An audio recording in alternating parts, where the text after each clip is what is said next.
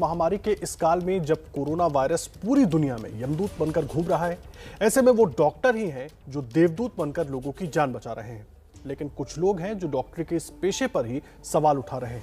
हमारी इस खास रिपोर्ट में देखिए, एक डॉक्टर की कीमत तुम क्या जानो।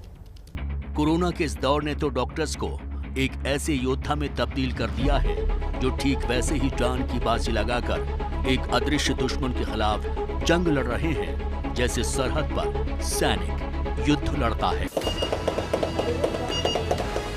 हथियारों से लैस जैसे कोई सैनिक मौत से टक्कर लेता है, ठीक उसी तरह पीपीई किट से लैस होकर डॉक्टर्स भी इन दिनों मौत से टकरा रहे हैं। तमाम परेशानियों के बीच 24 घंटे एक वायरस से जूझ रहे इन कोरोना वॉरियर्स की ये कुर्बानी देश शायद ही कभी भुला सकेगा। और इसीलिए जब डॉक्टरी के इस पेशे और डॉक्टरों की नीयत पर सवाल खड़े किए गए तो देश में जैसे बवंडर मच गया। दरअसल एक वायरल हुए वीडियो में योग गुरु बाबा रामदेव ये कहते दिखाई दिए हैं कि जितनी मौतें ऑक्सीजन की कमी से नहीं हुई, उससे कहीं ज्यादा एलोपैथी और स्टेरॉइड के इस्तेमाल से हुई है। लाखों लोगों की मौत एलोपैथी की दवा खाने से हुई है। जितने लोगों की मौत हॉस्पिटल न जाने के कारण से हुई, ऑक्सीजन न मिलने के कारण से हुई है, उससे ज्यादा लोगों की मौत ऑक्सीजन के बावजूद हुई है, दवा एलोपैथी की दवा मिलने के बावजूद हुई है। वीडियो सामने आने के बाद से इस मामले ने तूल पकड़ लिया है। इंडियन मेडिकल एसोसिएशन ने रामदेव के खिलाफ मोर्चा खोल रखा है, तो वहीं उन पर लोग सवालों की बौछार भी कर रहे हैं। कारण एलोपैथी है। बहुत दुखद बयान है। आज किसी भी डॉक्टर को, एलोपैथिक डॉक्टर को आयुर्वेदिक से कोई तकलीफ नहीं है, योगा से कोई तकलीफ नहीं है, पर इस तरह के जब स्टेटमेंट आते हैं कि डॉक्टर मरीजों को मार रहे हैं, लूट रहे हैं और मेडिकल जो एलोपैथी मेडिसिन है वो पेशेंट्स को मार रही है, ऐसा कैसे हो सकता है? आप खुद सोचिए, एक डॉक्टर मरीजों को क्यों मारेगा, क्यों इस तरह की लापरवाही करेगा या क्यों ऐसी मेडिसिन देगा?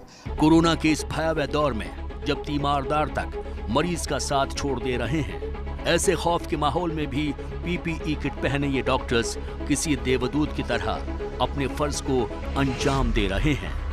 इंडियन मेडिकल एसोसिएशन यानी आईएमए के मुताबिक दूसरी लहर में अप्रैल से अभी तक 280 डॉक्टर्स की कोरोना संक्रमण से मौत हो चुकी है। साल 2020 में कोरोना से देश में 734 डॉक्टर्स की मौत हुई थी। खास बात यह है कि पिछले साल 106 सैनिकों की मौत हुई। वहीं देश ने कोरोना महामारी में इससे 7 गुना ज्यादा डॉक्टर्स गंवाए थे। अगर एक फौजी पायलट और डॉक्टर की तुलना करें तो दोनों की ही जिंदगी देश के लिए बेशकीमती होती है। एक एमबीबीएस डॉक्टर की पढ़ाई पर सरकार करीब 1 करोड़ रुपए खर्च करती है। वहीं फाइटर प्लेन के पायलट की ट्रेनिंग पर सरकार करीब 15 करोड़ रुपए खर्च करती है। हेलीकॉप्टर पायलट की ट्रेनिंग पर भी करीब 8 करोड़ रुपए खर्च होते हैं। और यही वजह है कि इमरजेंसी लैंडिंग या युद्ध के हालात में करोड़ों रुपए के फाइटर जहाज से ज्यादा पायलट की जान बचाने को तरजीह दी जाती है।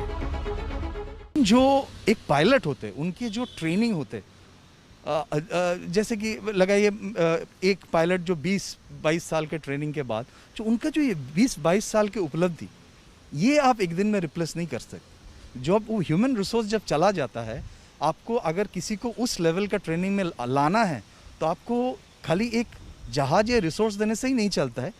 उतने दिन का जो उनका एक्सपीरियंस है वो इरिप्लेसेबल हो जाता है। इसमें कीमती तो सबसे ज़्यादा ह्यूमन लाइफ होता है।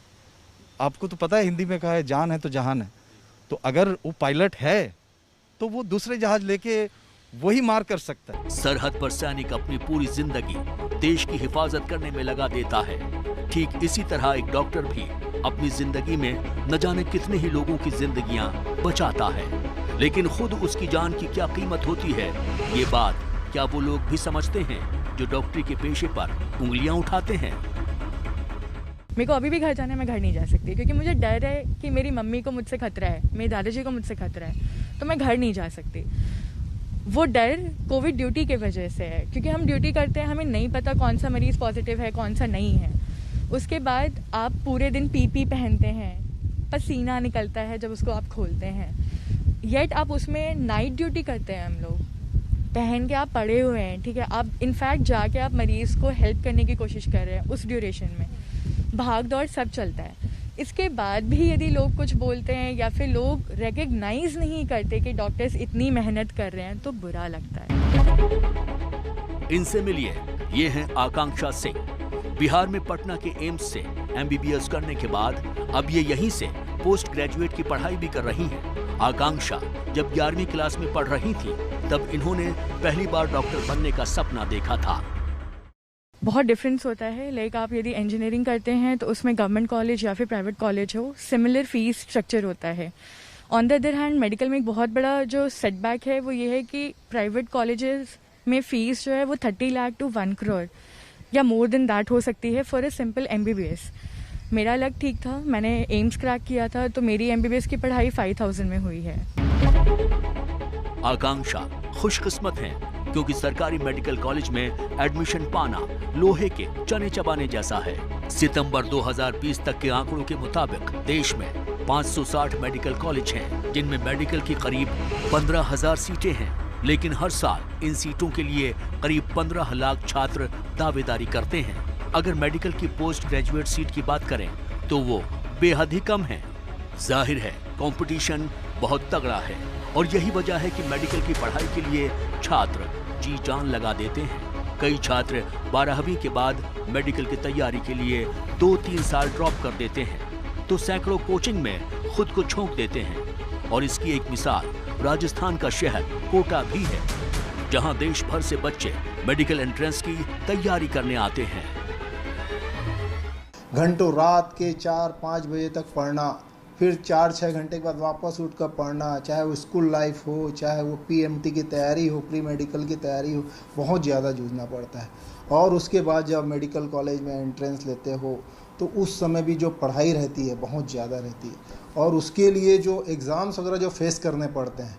मुझे तो आज सच बताता हूँ कि आज मैं सपने में भी मुझे मेडिकल कॉलेज के एग्ज़ाम्स याद आते हैं और मेरी नींद खुल जाती है। इतनी ज़्यादा पढ़ाई रहती है, उसके लिए वो पैशन चाहिए, तभी आप इतना कुछ कर सकते हैं। आप पहले एक ड्रीम देखना शुरू करते हैं कि हमें डॉक्टर बनना है। तो जैसे मैंने 11th-12th में प्रिपरेशन शुरू की, बाकी में कंपल्शन नहीं होता है। मेडिकल में कोचिंग एक काइंड ऑफ आज के डेट में नेसेसिटी बन चुकी है। आप कट ऑफ देखेंगे तो 100% 2-3 बच्चों का आ रहा है।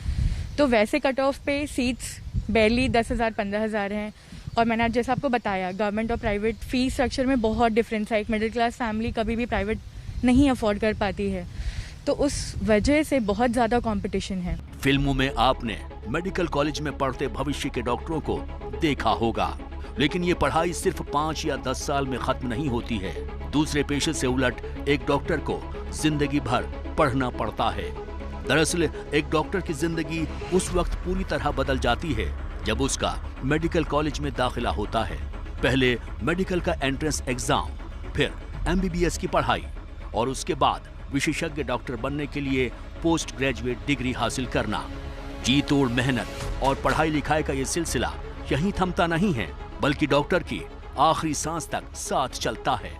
शायद डॉक्टरी दुनिया का अकेला ऐसा पेशा है जहां पढ़ाई लिखाई कभी खत्म नहीं होती और ना ही कभी थमता है। डॉक्टर का इम्तिहान, वो इम्तिहान जो उसे पारिवारिक जिंदगी से लेकर अपने पेशे में कदम कदम पर देने पड़ते हैं।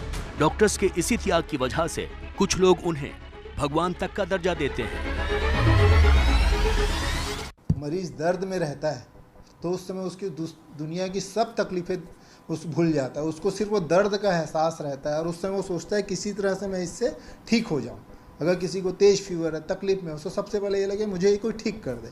उस समय वो डॉक्टर उसके काम आता है, तो उस समय उसको एहसास होता है कि डॉक्टर क्या है और उन्होंने कितनी मेरी मदद की। जब पैसे, आज भी देखेंगे आप बहुत जगह पैसे वगैरह काम नहीं आ रहे हैं और डॉक्टर चुपचाप आपको ठीक करता है, तो आपको जो एहसास होता है वो भगवान का दर्जा देता है। बैक ऑफ द माइंड एक हमेशा टेंशन रहती है कि अच्छा ये काम है, क्योंकि पढ़ाई है और फिर मरीज़ हैं। हमारी भी एक सबसे इम्पॉर्टेंट चीज़ होता है कि हमें पेशेंट्स देखने होते हैं, वो एक कांस्टेंट रहता है। दूसरी चीज़ें जो लाइफ में चेंज हुई हैं कि हाँ, बाकी लोगों को छुट्टियां मिल जाती हैं, हमें नहीं मिलती। कोई भी फॉर्मल छुट्टी नहीं होती है, आपको हमेशा अवेलेबल होना होता है अपने पेशेंट के लिए। कोरोना की दूसरी लहर डॉक्टर्स के लिए भी मौत का पैगाम लेकर आई है। ऐसे में डॉक्टर तबके के बीच भी कोरोना का भय छाया हुआ है। लेकिन मौत के इस खौफ को पीछे छोड़ते हुए मेडिकल की पढ़ाई कर रहे छात्रों ने भी कोरोना के खिलाफ मोर्चा संभाल लिया है। उत्तर प्रदेश में MBBS अंतिम वर्ष के ये छात्र कोरोना संक्रमितों की देखभाल में जी जान से जुट गए हैं। पूरा फैमिली जो है वो, मेरी मदर आर्मी बैकग्राउंड से हैं, उनका पूरा फैमिली आर्मी से है, तो मैं शायद मेरी परवरिश ही उस देश की सेवा करने के एक फोकस से हुई थी।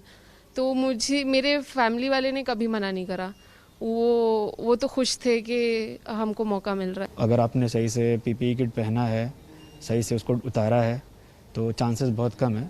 तो इन सब चीज़ों की वजह से डर कम हो गया और हमें जाना था, हमें ड्यूटी लगी हमारी, हमें पेशेंट्स के साथ रखा गया, हमें जो है हमने उनका वाइटल्स लिया, हमने मॉनिटरिंग की पूरी रात और हमने देखा कि कहीं किसी पेशेंट का सैचुरेशन घट तो नहीं रहा है। डर तो लगता है पर अब इतना नहीं लगता है, क्योंकि लगता है कि हम तो डॉक्टर हैं, हमारा काम है कि लोगों की परेशानियां दूर करें और जो लोग इससे संक्रमित हैं उनको उनका इलाज करें जिससे कि वो जल्दी से ठीक हो जाएं।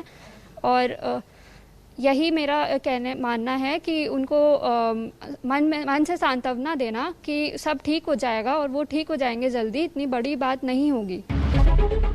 भविष्य की ये डॉक्टर भी देश सेवा का जज्बा लिए उस अदृश्य दुश्मन के खिलाफ मैदान में कूद पड़े हैं जो लगातार रूप बदलकर लोगों की जान ले रहा है। शायद सेवा का यही वो जज्बा है जो डॉक्टर्स को लोगों की नजरों में भगवान और इस पेशे को महान बनाता है।